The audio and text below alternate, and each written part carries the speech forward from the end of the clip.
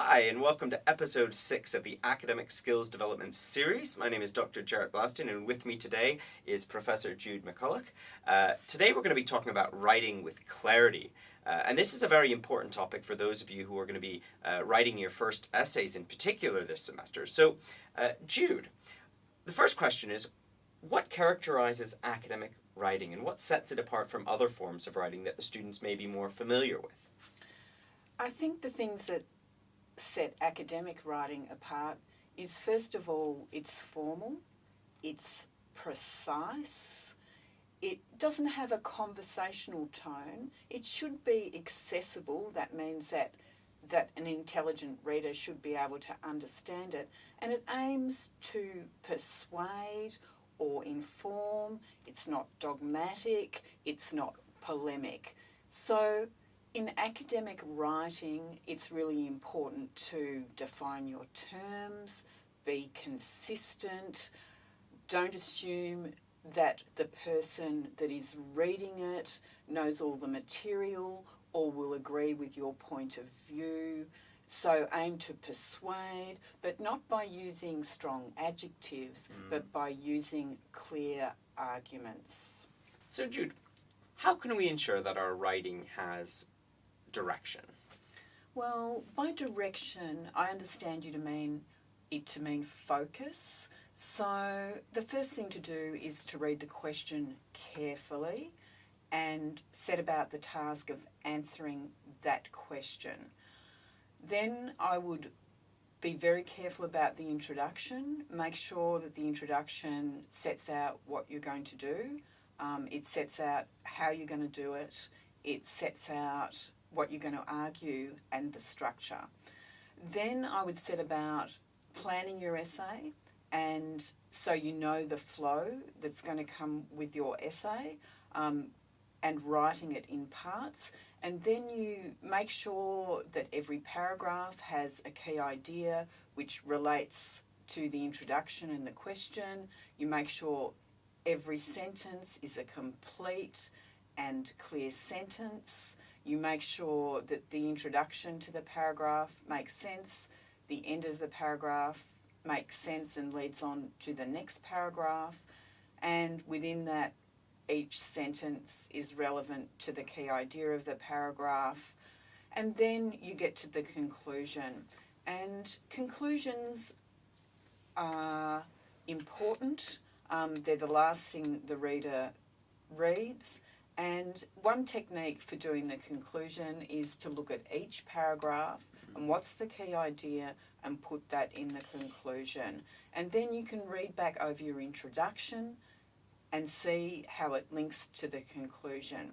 And within all of that, you're editing to make sure that you're not repeating, that there's actually a flow through, you're not contradicting yourself, that you're using terms with precision, so you use the same term for the same thing, and that you don't switch terms, you don't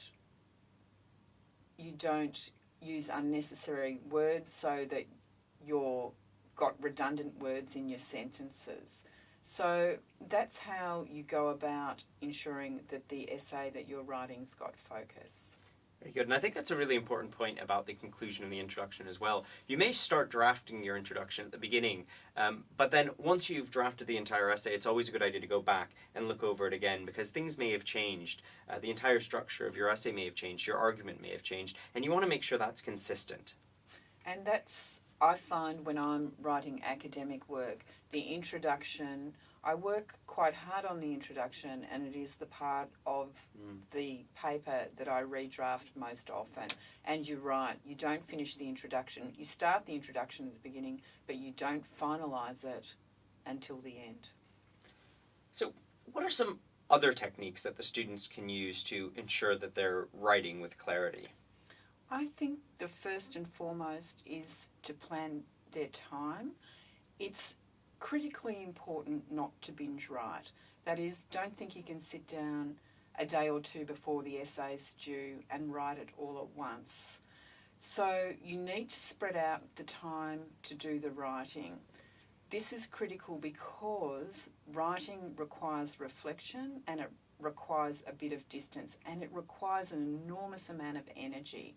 So if you write 1 hour a day for 7 days, I guarantee the essay will be so much better than if you write 7 hours on one day. This is an intellectual exercise. Think about a physical exercise. Could you run for 7 hours? I don't think so. But you may be able to run without doing yourself injury for 1 hour and run 7 hours a week, 1 hour a day. So writing's like that too. You've got to set aside time to do it and do it in shorter bursts and come back the next day. Do an experiment with yourself. Write, say, 300 words in one day. Come back and look at it the next day and you'll find it easy to find the faults in that writing. However, on the day that you write it, because you don't have the critical distance, you won't be able to see the spelling mistakes, the grammatical errors, and the errors in logic in that. So that's my number one tip. Plan your time and don't binge write. The second one is that good writing takes time, and the amount of time you put into it and the way you plan your time will really repay. So all of us who are academics, when we write papers, we draft them dozens of times. We write and rewrite. It's a bit like, I guess, painting a wall. You've got your first coat, you've got your second coat, you've got your third coat, and the more you do it, the better it gets. It's important to edit your work, which is part of drafting. When you first write, you'll find that there are a lot of redundancies in it, words you don't really need, and when you go back, you'll be able to identify them. And sometimes a positive comment about a piece of writing is that it's tight. And that means that there's not redundancies in it. And again, it's critical to go back to the question. What's the question being asked? And make sure what you're writing answers that question. And a technique for making sure you're doing that is when you feel a bit stuck or it's becoming unclear, you can ask yourself, and actually ask yourself aloud, why am I writing this? How does this relate to the question? So you can ask yourself those things. If you're not sure whether what you're writing is clear, speak it aloud. If you're trying to write a sentence and you're getting tied up in knots, say it out aloud. And does that make sense? Because when you get critical feedback from the person who's marking your essay, something they might say is, this makes no sense. If you'd said it aloud, read it to yourself, you would probably know that. So Jude, some excellent advice there.